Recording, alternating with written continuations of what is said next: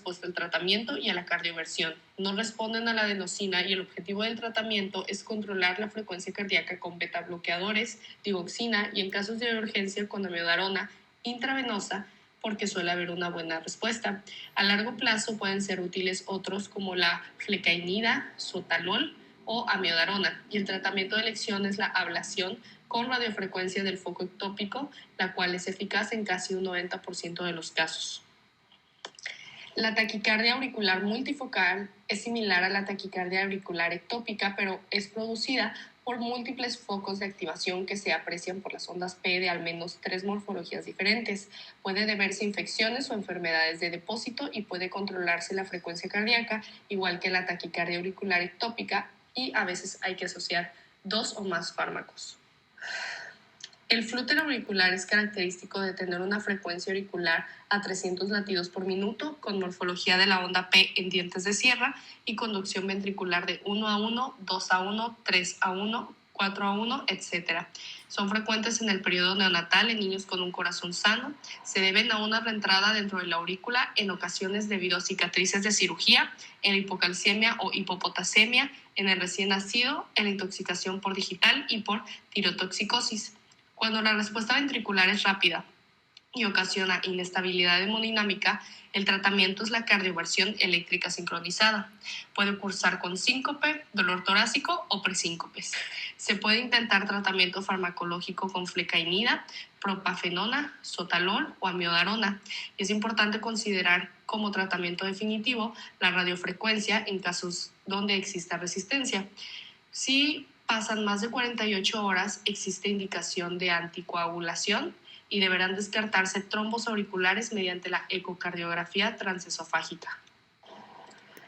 La fibrilación auricular es más rara en niños. Tiene una frecuencia auricular muy rápida que va desde los 350 a 600 latidos por minuto con respuesta ventricular irregular y puede deberse a cardiopatías estructurales con dilatación de las aurículas o cardiopatías reumáticas. Es importante descartar el hipertiroidismo, pericarditis, tromboembolia pulmonar en niño previamente sano y herencia autosómica dominante ligada al cromosoma 10q21 que debe sospecharse en niño con fibrilación sin causa aparente.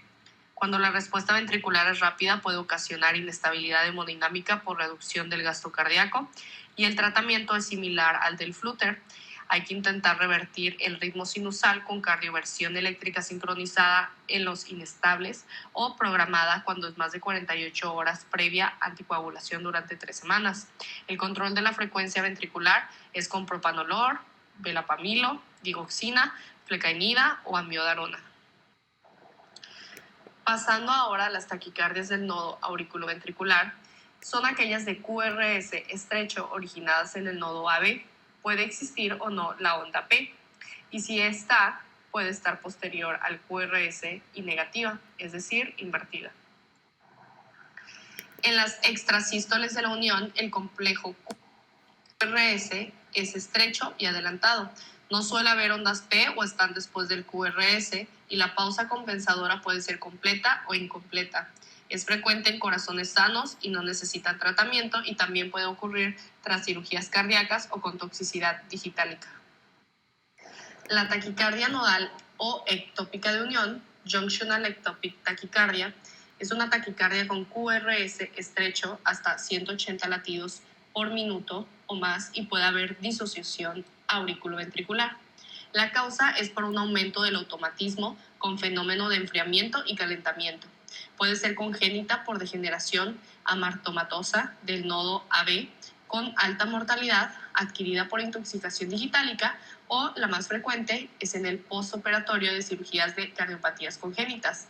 Puede causar taquimiocardiopatía y disfunción ventricular, no responde al ATP o antagonistas del calcio y el tratamiento de elección es la amiodarona que frena el automatismo o betabloqueantes y digoxina para frenar la respuesta ventricular. La taquicardia incesante de la unión AB, también llamada de Coumel o reciprocante de la unión AB, tiene un QRS estrecho con frecuencias que alcanzan 200 latidos por minuto, tiene un mecanismo de reentrada mediado por una vía accesoria localizado en la región posterociptal del corazón y suele ser incesante más del 90% del tiempo en taquicardia y resistente antiarrítmicos. Pueden desarrollar taquimiocardiopatía, la cual se trata de una cardiopatía caracterizada por disfunción y dilatación ventricular secundaria a una taquiarritmia mantenida, y el tratamiento es la ablación. La taquicardia por reentrada nodal es la causa más frecuente de taquicardia supraventricular paroxística hasta el 60% en jóvenes. Es un mecanismo de reentrada por tener una doble vía intranodal, y las dos vías tienen propiedades de conducción diferentes con periodos refractarios diferentes, una lenta y una rápida. Se inicia con extrasístole auricular que se conduce por la vía lenta, que tiene un periodo refractario más corto y está lista para poder conducir de nuevo, y cuando llega al final se va a encontrar que la vía normal ya ha terminado su periodo refractario. Entonces el estímulo eléctrico sube por ella formando un cortocircuito cerrado. Su inicio y cese son bruscos y terminan con una P retrógrada no conducida. Las ondas P pueden estar incluidas en el QRS y no verse.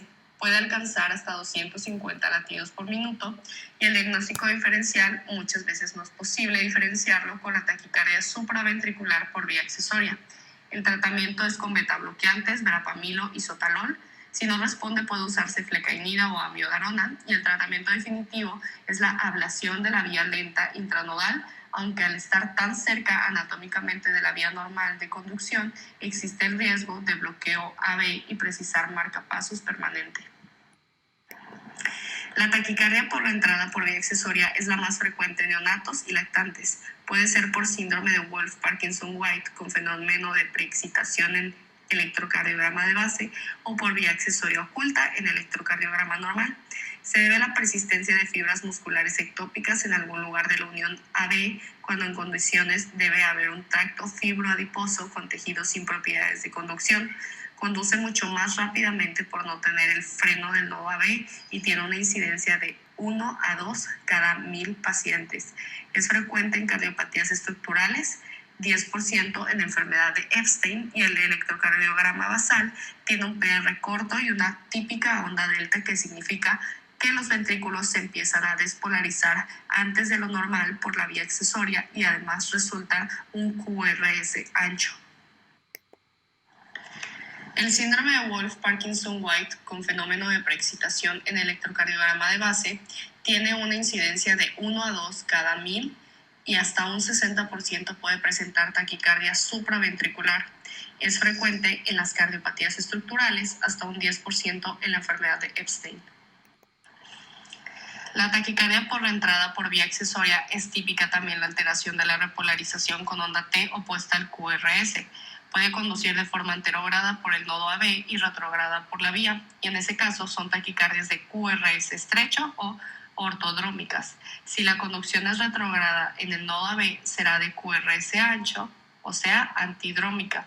El tratamiento es con fármacos a los que responden, los cuales son los betabloqueantes, verapamilo o flecainida, y si hay preexcitación están contraindicados digoxina y verapamilo, y se debe de utilizar la flecainida como primera opción, y el tratamiento definitivo es la ablación. Las taquicardias ventriculares son taquicardias originadas en el ventrículo que se caracterizan por tener complejos QRS anchos, más de 120 milisegundos, ondas T en dirección opuesta al QRS y disociación con las ondas P, que si son visibles están distribuidas de forma aleatoria. En la extrasístole ventricular se observa un latido adelantado con QRS ancho y atípico, y suele haber pausa compensadora. Pueden ser asintomáticos o producir el típico vuelco al corazón, que es la sensación del latido adelantado.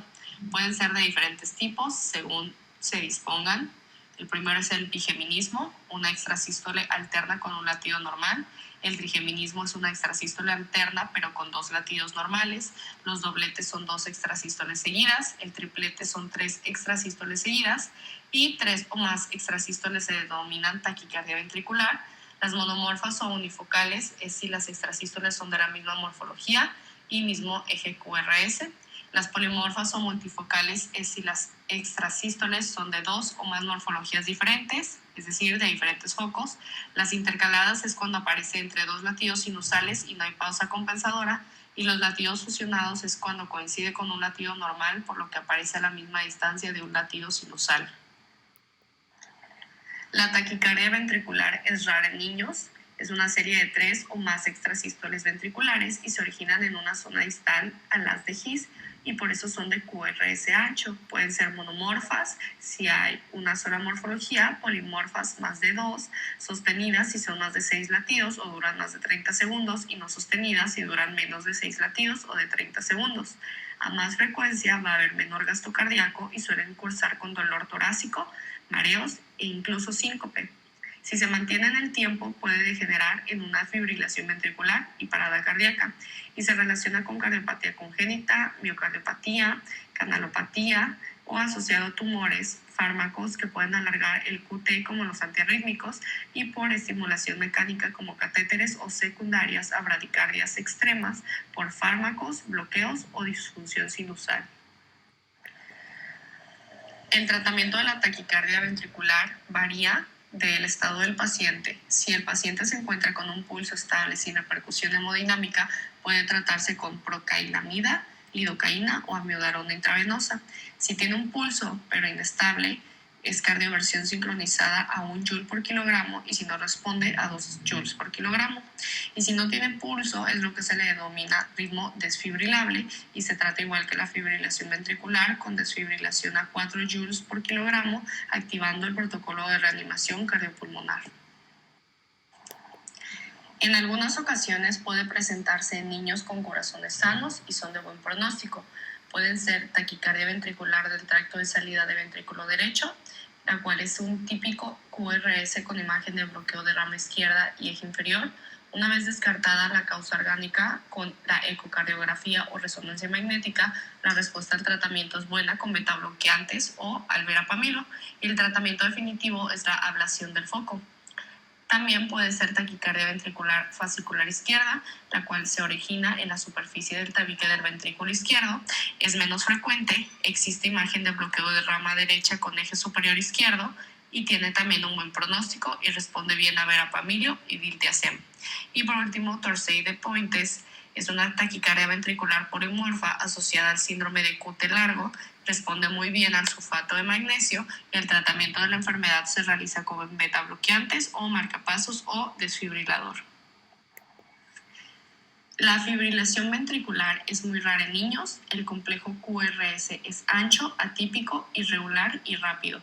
Puede producirse tras una taquicardia ventricular o por fármacos o cardiopatías y es muy importante porque genera un compromiso para la vida y necesita tratamiento inmediato con reanimación y desfibrilación según el protocolo de reanimación cardiopulmonar. Y eso es todo por nuestra presentación y muchas gracias por su atención.